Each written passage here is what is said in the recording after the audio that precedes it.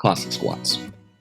A frontal plane exercise focuses on using mainly the hips and the legs, with the focus of improving the strength outside of a range of motion that we commonly use. The setup. We're going to start with the feet about twice the width of the hips apart, toes pointed out at about 45-degree angles. As you start to squat, you can extend your arms out in front of you for counterbalance. You want to make sure that whatever side you squat to, the foot on that side should be flat on the ground. Throughout the movement, that foot stays flat as the other foot pivots on the heel and the toes point up. So in this case, he's squatting to his right side, so his right foot stays flat as the left foot pivots. Same on the other side, just opposite. For the next point, we want to look at the side view on the left. You want to make sure that you're going down to full depth every single time. That means if you're looking at the hips, it should be at the level of the knee or lower. The point of this is so that the muscles that are involved can move through a full range of motion and start strengthening to the end ranges. Again, looking at the side view on the left, notice how the knee travels forward and over the toes. This is important in balancing out the muscles that are being used in the posterior chain and the anterior chain. So if the knee stays back, you end up using a lot more lower back and hamstrings.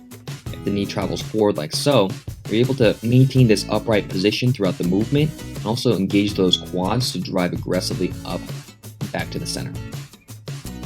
Looking at the front view for this one, notice how the knees are tracking in line with the toes. So the toes were set up at about 45-degree angles. You want the knees to follow that same angle. This ensures that your knee joint stays safe, and at no point should that knee deviate from this line. It shouldn't cave in or out. Make sure to focus on the tempo of the movement, control the speed, and control the balance on the way down, and aggressively drive back up to the center. Let's talk about some common faults. First one is curvature in the lower back, which tends to rise as you get deeper into the squat. If you look at the side view on the left, notice how his back is pretty flat. This is ideal. If you were to draw a line from the shoulders down to the hips, it would be a pretty straight line. If you find yourself hunching over, curving at the back, and letting the chest drop, you probably don't have the requisite mobility or strength to perform this movement right. So try limiting the range of motion a little bit. Start at the top, and only squat down to a depth where you know you can keep that flat back. Once you feel the back go, stop, and stand back up. As you continue to work on mobility, you'll find that you'll be able to get deeper and deeper while keeping this flat back position. The second thing that we notice is that as we send the knees over the toes, as mentioned before, the heel starts to follow and pop off the ground. This is primarily an ankle mobility issue. If you don't have it, for now, again, just choke up on the range of motion a little bit and only squat down to a depth where you know you can keep that heel on the ground and stand back up.